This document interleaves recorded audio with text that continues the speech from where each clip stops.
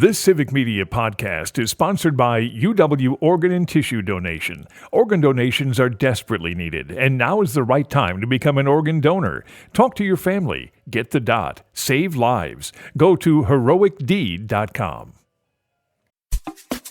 This is your WGBW Daily News Roundup for the Talk of Green Bay, 97.9 FM and 1590 AM.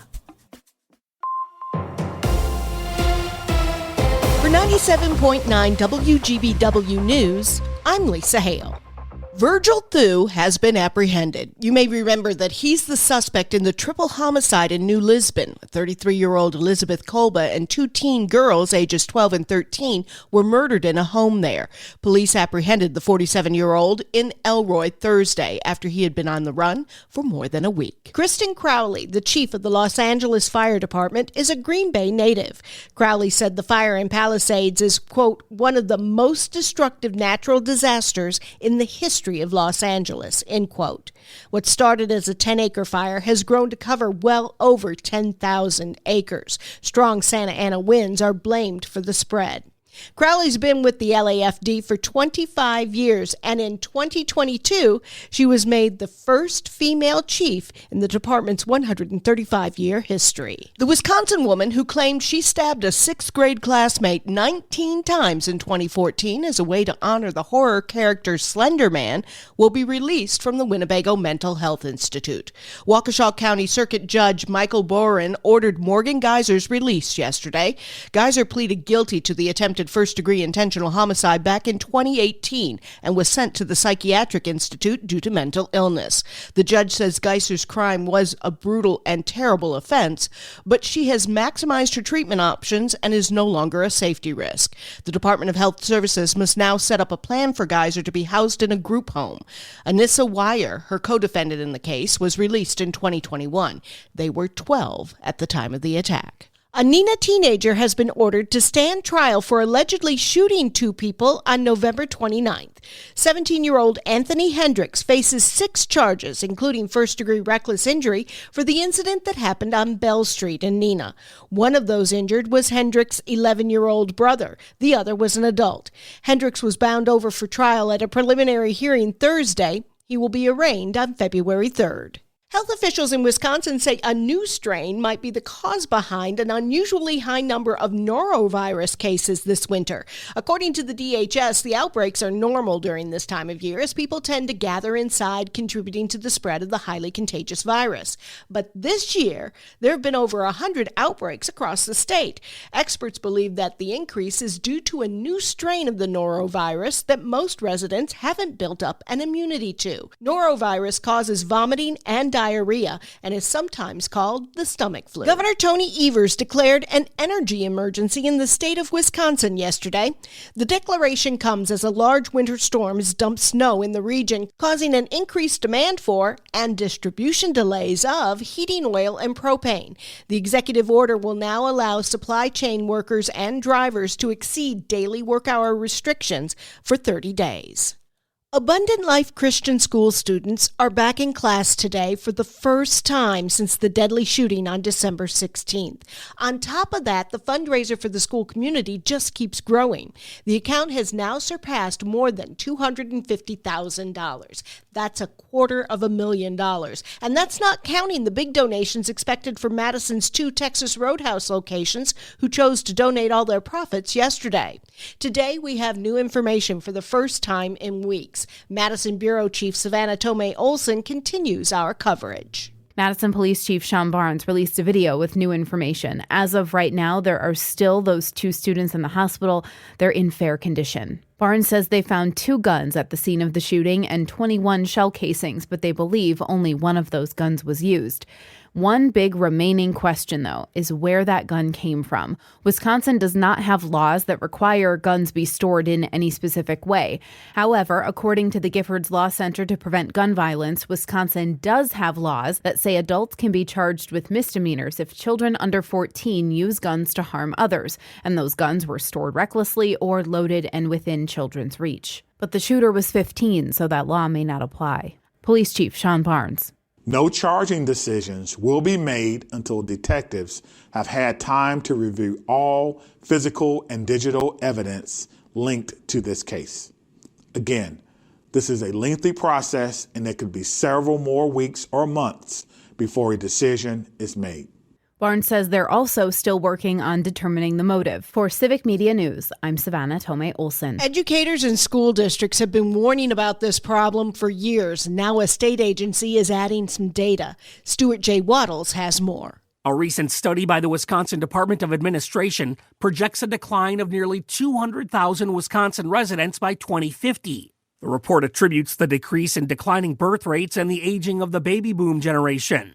While some counties like Dane are expected to grow, others, particularly in the northern part of the state, could see population declines of 15% or more. That could potentially add on to workforce shortages and create problems for those setting school budgets. Turning the heat on in the winter can draw radioactive radon gas into your home. The Wisconsin Department of Health Services Radon Program Manager Amanda Cook says a simple test can help you find out if you need to get your home treated. You can get discounted tests through the end of January. Radon is one of the leading causes of lung cancer, right behind smoking. Cook says the cost of getting your home treated is a great investment to prevent cancer. Find out more online at lowradon.org. Wisconsin-based department store Kohl's will close 27 stores this year. The Milwaukee Business Journal reports the chain, which operates over 1,100 stores nationwide, said these 27 are underperforming. None of the stores marked to close are in Wisconsin. I'm Lisa Hale, 97.9 WGBW News. For news anytime, log on to WGBW.FM. Is Jordan Love ready? Hi, I'm Mike Clemens with sports. The Packers face the Eagles Sunday in the wild card playoffs. Quarterback Jordan Love dealing with an elbow injury suffered during the Bears game that left his throwing hand numb for a few days. It's still bothering him throwing in practice. Yeah, it's more my elbow. Covering that. Soreness?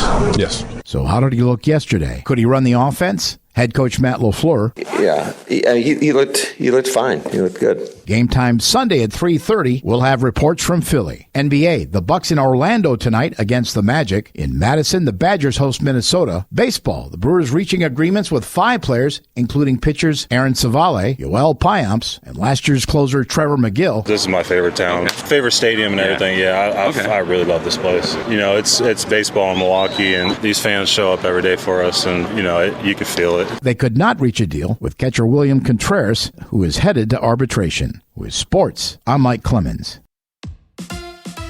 On your entertainment beat, I'm Pete Schwaba. On the heels of the Golden Globe Awards last weekend, the Screen Actors Guild has announced its nominees for acting in movies and TV. Focusing on the TV side, Shogun led the way with 5 nominations, including Best Acting Ensemble, as well as individual acting awards for cast. Joining Shogun in the nominations for Best Cast Ensemble in a Drama Series are The Day of the Jackal, Slow Horses, and The Diplomat. Best Ensemble Cast in a Comedy Series included Hacks, The Bear, Abbott Elementary, Only Murders in the Building, and Shrinking. Something it might be worth noting, this is the year of the comeback, as actresses like Jodie Foster, Pamela Anderson, Jamie Lee Curtis, and Demi Moore all received nods for their acting talents across TV and film platforms. The Screen Actors Guild Awards air February 23rd on Netflix.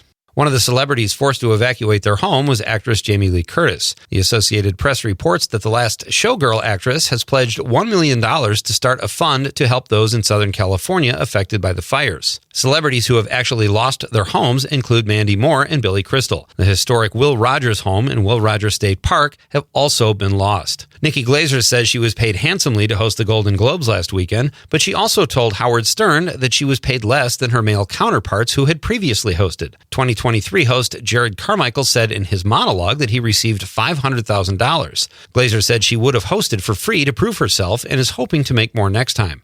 Nikki Glaser was the first woman to host the Golden Globes solo. Due to the LA wildfires and the devastation they've brought, actress Jean Smart says award shows should be tabled. The 2-time Golden Globe winner and star of Hacks says award shows should not be televised and that all the revenue that the telecasts would have brought in should be donated to fire victims. Smart said going forward with the shows is a bad look for the entertainment industry. Keeping with the theme, the Oscars seem to be getting the message. According to Variety, the Academy of Motion Picture Arts and Sciences says voting will be delayed for this year's awards. Voting for the various categories started January 8th, and the new deadline will be January 14th instead of January 12th. As a result, they will push the announcement of nominations back 2 days as well to January 19th. Still way too early just to see how the fires will continue to affect everyone in Southern California. For more showbiz fun, tune in to Nightlight with me, Pete Schwaba, weeknights from 6 to 8 p.m. on the Civic Media Radio Network. Partly cloudy today. We'll get to around 30 for a high this afternoon. Tonight down to 15. Tomorrow, sunshine in the morning. Clouds will increase in the afternoon with a high of 25. And then snow on the way tomorrow night. Sunday could get 2 to 3 inches, maybe a little more in a few spots by the time it all winds down on Sunday night. I'm meteorologist Sean Cable. Currently, it's 26. That's your WGBW Daily News Roundup from Civic Media. Subscribe to this podcast on Spotify, Apple, or wherever you find your podcasts. Find more news at WGBW.FM. The national news cycle never stops, but it can be hard to find news about your local community. Civic Media is dedicated to providing quality local and state news coverage across Wisconsin. With the Civic Media app, you can get notifications about local stories that matter to you and your community. Find the free Civic Media app in your phone's app store and choose notifications from the menu to tell us what kind of news you want to hear about.